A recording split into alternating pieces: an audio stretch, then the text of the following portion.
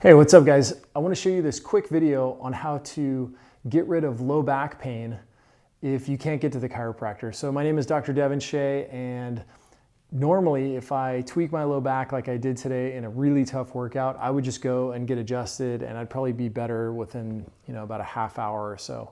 However, today's a Sunday, and on top of that, it's Mother's Day, so I literally am on my own. So I wanted to give you guys a couple of quick tips on what I do to help my low back pain when I have a flare-up. So first thing that I do is I break out my foam roller. Guys, I highly recommend putting one of these in your arsenal. The key is get one of the high density foam rollers. Don't go cheap and get the white ones that they still sell at sporting goods stores. They break down within a couple of weeks, and then you'll have to end up buying a bunch of them. So just buy one. They're not that much more expensive, but really, really effective. I usually foam roll like once a day at the minimum. Really, really helps your back. So I'll show you how to do this. What I'm gonna do is I'm just gonna start by sitting on the foam roller, and I'm gonna cross my arms over my chest, and I'm gonna walk my feet out and just allow my body to roll over. I'll bring my hands up over my head, and I'm just gonna roll through all the way through my body. Good, and you'll see I'm trying to get extension through my spine, like opening up. And usually I'll roll through, I'll probably do that for about 1.5 to 2 minutes.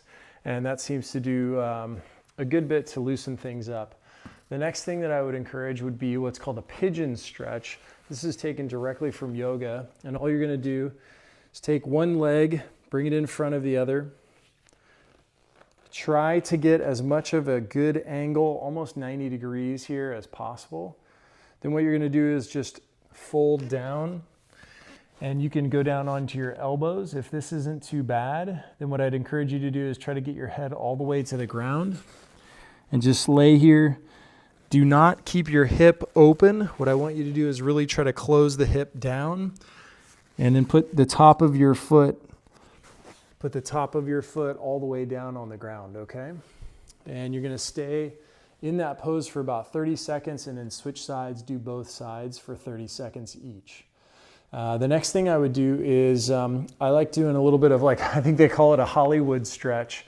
So one leg over the other, put your weight back on your back hand, and then all you're gonna do is use your elbow to open up and turn. Same idea, 30 seconds, flip over, do the other side. And you're not in there trying to crank, using your elbow and crank.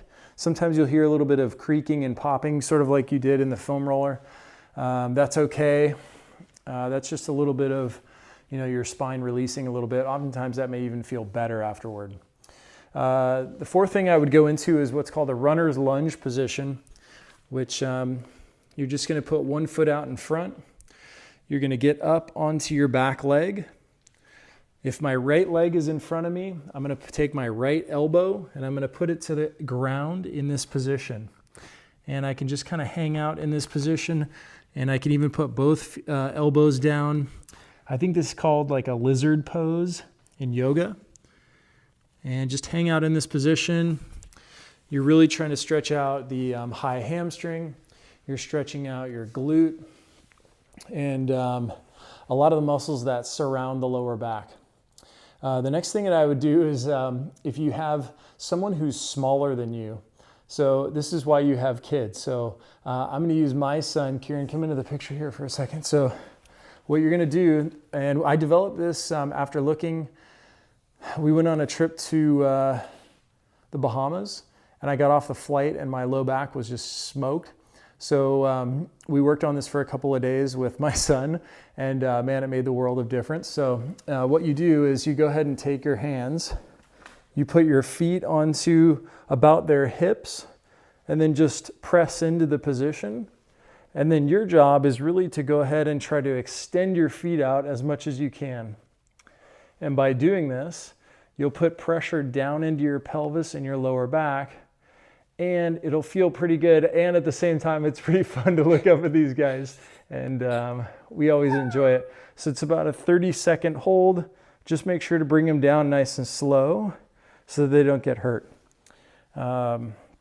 That's another really great one.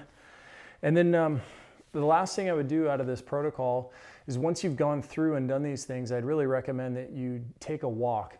Usually about a 10-minute walk, and as long as you're not having a lot of pain during the walking cycle, you'll know that you're a heck of a lot better. Walking also helps to encourage a restoration of or getting rid of inflammation that's driving a lot of the low back pain. And then once you're done with your walk, I'd recommend just taking out an ice pack, fold it up inside a paper towel, put it directly onto the skin of your lower back. The paper towel will make sure that you don't get a frostbite burn on there. Keep it on there for about 15 minutes and then take it off. And you can repeat that a couple of times as necessary. So if you're having low back pain, you can't get into the chiropractor, go through these steps, and this will definitely help you to feel more loose, reduce your pain and so forth. If you have pain when you laugh, cough, strain, or sneeze, then you probably have something more that's going on. If you have radiating pain, like pain coming down your legs, you may have something more going on. So make sure you get into your healthcare practitioner as soon as possible. As a chiropractor, I'd recommend going and see the chiropractor first, because they're probably going to be able to take you in a way that's